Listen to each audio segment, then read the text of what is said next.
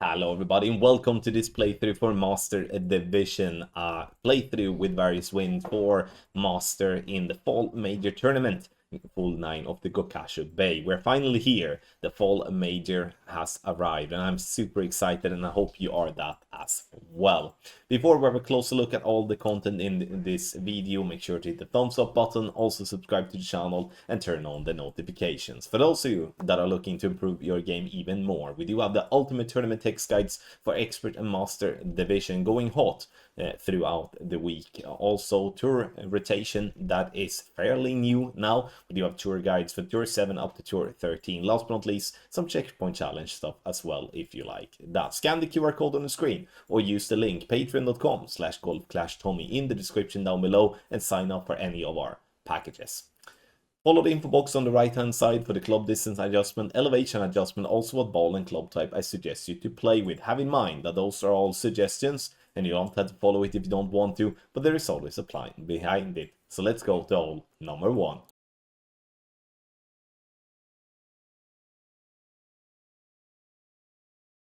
For hole number 1 of the Gokasho Bay from the third tee, we are obviously going to play down the right hand side. There aren't many other fairway path to take. Besides, if you do have a straight tailwind, you can send it with a P5 wind 0 ball, but that's not the wind we're having now. We are starting a P3 max rest using 3 left spin only, adjust max plus 10, and then we're using 0.75 ball of left curl. The intention here now is to have a consistent drive without any risks of going into the rough on the left or the right, and then we shall go for a funnel play on the approach.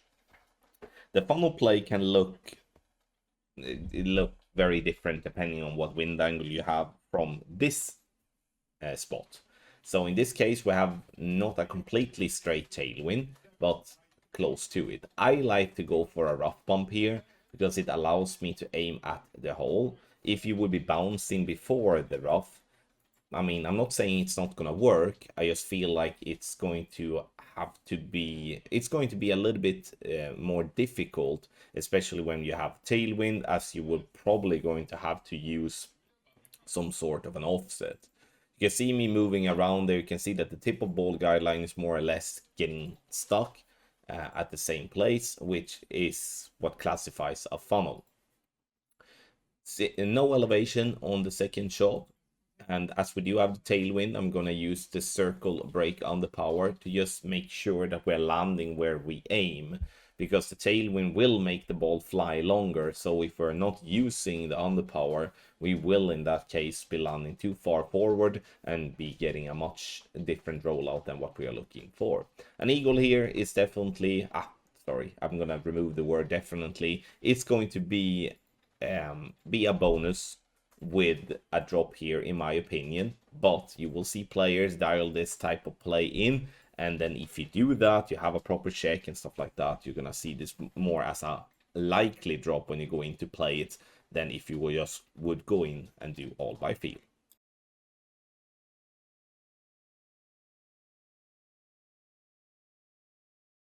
Hole number 2 of the Gokasho Bay, play from the third tee, and here we are playing one of the different options that you actually can use here on this hole. So what I'm doing is that I'm looking to have the bottom of the red ring where the rough meets the fairway, and this is now before spin with the ball guideline just short of the hole.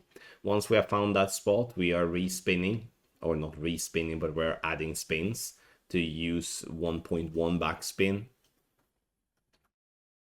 only.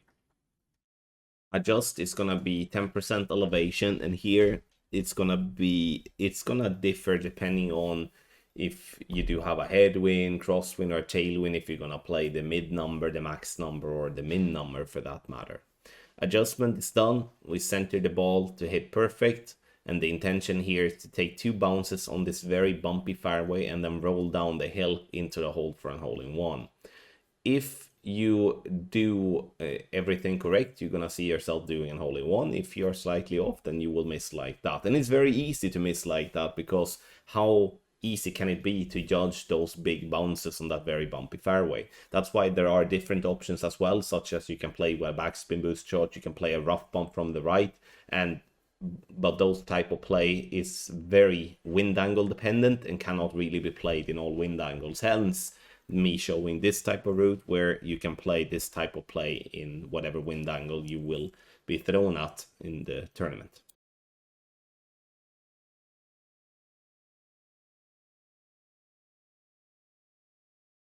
For hole number 3, we're going to start with a P4 ball in NMT. Here you can play with Win 4 or Win 5. It's up to you which one you want to play with. So here you could technically play with a Win 4 P4 precision if you are a precision junkie.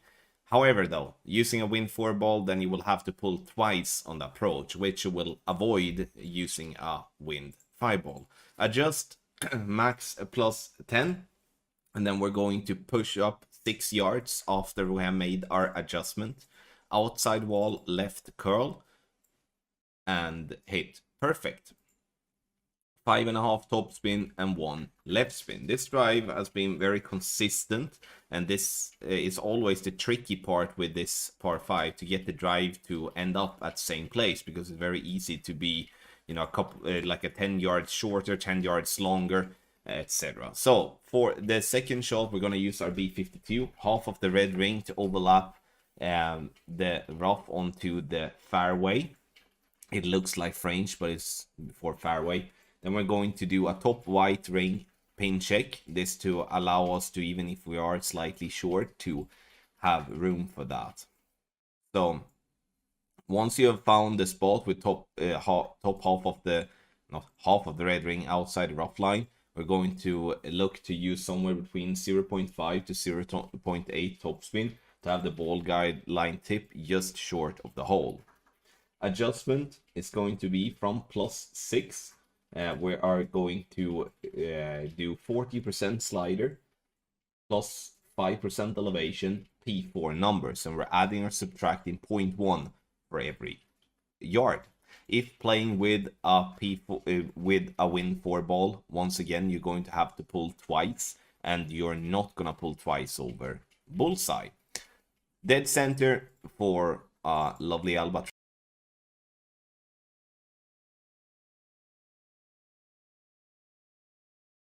Gokasho Bay, hole number 4 from the third tee, and we're gonna play from the min line when we do have a headwind. I think that's absolutely perfect. It helps us being able to aim at the hole, or at least close to it, and then when you have the min line to help out with the rest. If you do have a tailwind, then you can back up and play with a B52 or with a Grizzly instead.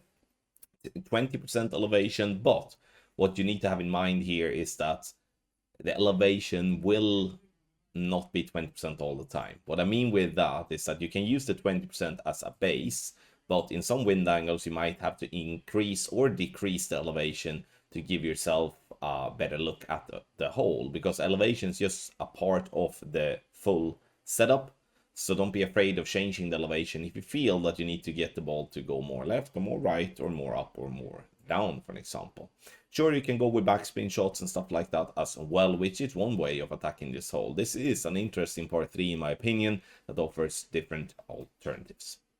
Take your game to the next level with our Ultimate Tournament X guides for the Fall Major Tournament Expert and or Master Division. Make sure to check out the premium guides that everyone is talking about. Gives you direct information on how to attack the holes with the wins that we do have in the tournament. So sign up via the QR code by scanning it, or you use the link patreon.com/golfclashtommy that is in the description down below. We are catering to free-to-play ball players and paid ball players. You can mix or just play, essentially you can play whatever you like to play.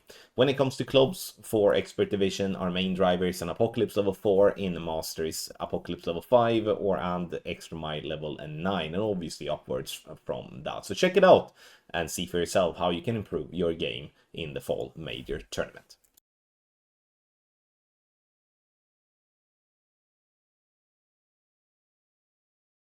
For hole number 5, we are going to play with a P5 ball, such as the Luminary. So you can play this one completely free to play, or you can actually use the Precision ball as well, that has the same type of stats, and there are plenty with other balls as well with similar stats that can be used. Stretch out the max, blue ring by right rough with a poke 8, and standard overlap with the other clubs. A poke 5 is going to have a push-up or using a topspin boost ball. 7 topspin, 1 left spin, and adjust is max plus 10. We go then with max overpower with a slower needle. You can hit grades on either side and you will still be on fairway. The idea here is to roll through the rough like that, and then we're gonna play a thorn on the second shot. The thorn here now is going to be played rings from min. That's the easiest way to do from here because there isn't really any clear check to where we would like to be. So we're going to min club, and then we're using no spin. So we're just pushing up here to have the ball guideline to the hole.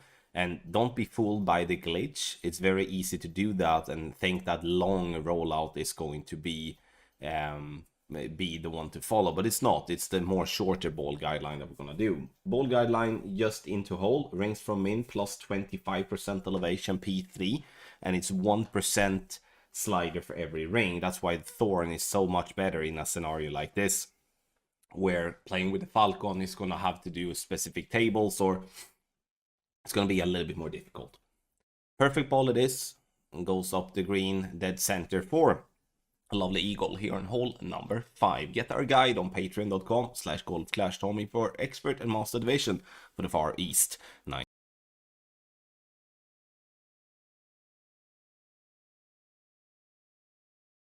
Hole number 6, Gokasho Bay from the third tee here. We are going for a blast. This is a perfect wind to get ourselves close to the green or on the green. But when you're playing shots like this, there will always be risk of going into the rough or into the sand, either before the green or after the green, due to just the nature of this type of shot. We're moving rings to the right. We are moving rings based off the wind angle together with the wind strength. And now we're just trying to use the correct spin setup. So once we do hit the fairway with our first bounce, we are going to slow the ball down enough and have the side spin enough to push the ball onto the green, or once again to be close to the green. Bounces, and you can see here that we come in here and we land nicely just before the rough on the back, but it's absolutely perfect, and this will mean that we're going to lock in the albatross in a very simple way compared to what it would be if you would lay up. If you do have a more crosswind typey wind, or you do have a headwind, this is not going to be a possibility to play the shot that I displayed here in this playthrough. Then you are going to have to lay up, and from there it's going to be a sniper or a B52 from distance.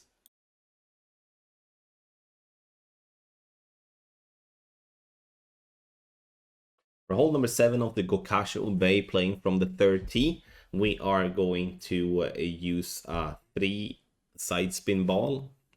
We're looking to have the blue ring to be by the rough line to the left, with the second bounce just where the fringe meets the fairway, and the ball guideline will then be pointing just right of the pin. Now this is a very tournament designed type of play, where this type of decision will not really work the same way if you do have a wind coming right to left, or straight headwind or straight tailwind. So you're gonna have to adapt for that. But what I can say though is, like, doing a bounce over like this is going to be the thing that brings the most consistency to this very tough par 3. And I do think this is a very tough par 3 of the Gokasho Bay, because we are going to have to bounce on a bumpy fairway and then try to understand the green that slopes a little bit right to left. 20% elevation, but again, the min, mid, or max is going to be very much dependent on the wind angle of tee.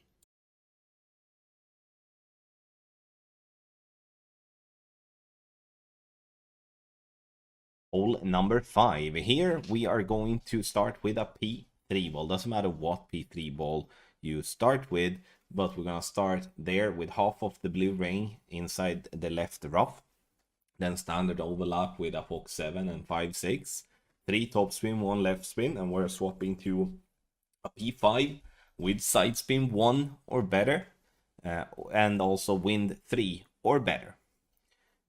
Adjustment is going to be max plus 10 P3.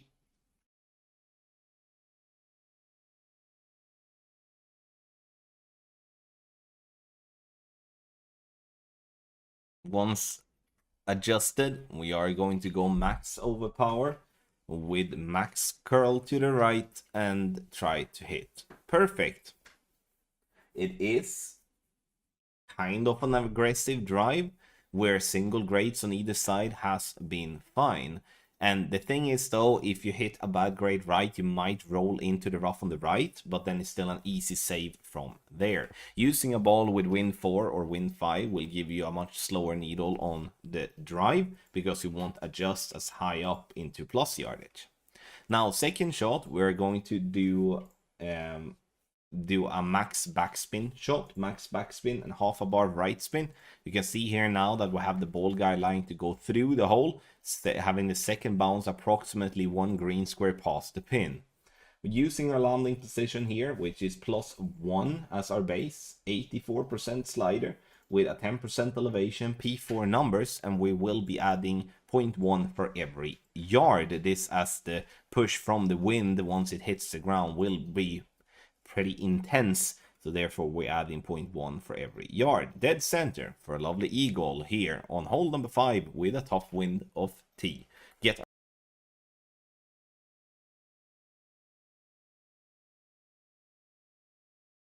on the drive here on hole number 9 of the Gokasho Bay, playing from a master T, so third T. We're using here 3 topspin, 1 left spin, playing a P10 NMT. If I would be having a headwind, I would be backing up, obviously, to try to avoid going into max club. Adjust max plus 10.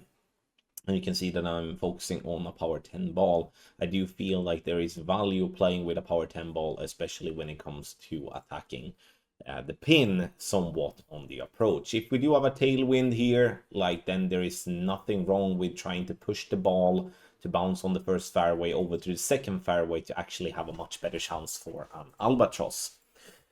On the second shot, you will see here that we are attacking the pin somewhat.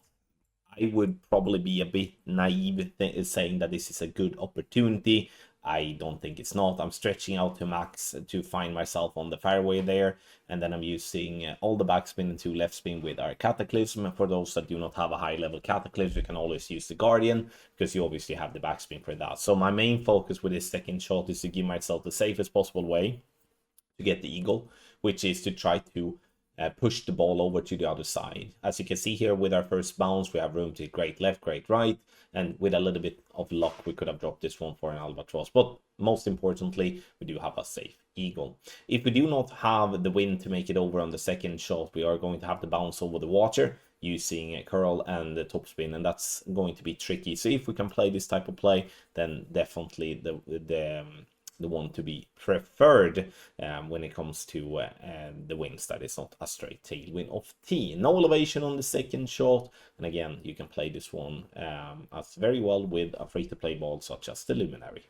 Thank you so much, everybody, for watching this playthrough for Master Division with various wins here for a full 9 of the Gokasho Bay with the Fall Major Tournament. Scan the QR code here on the screen or go directly to patreon.com/goldclashtommy for the best guides on the market. The Ultimate Tournament text guides are premium guides for Master Division and Expert Division that we are providing based on the wins that we do get in the tournament. So sign up and try for yourself and see that you will improve your game. Thank you once again, and I wish you the best of luck in the Fall Major Tournament.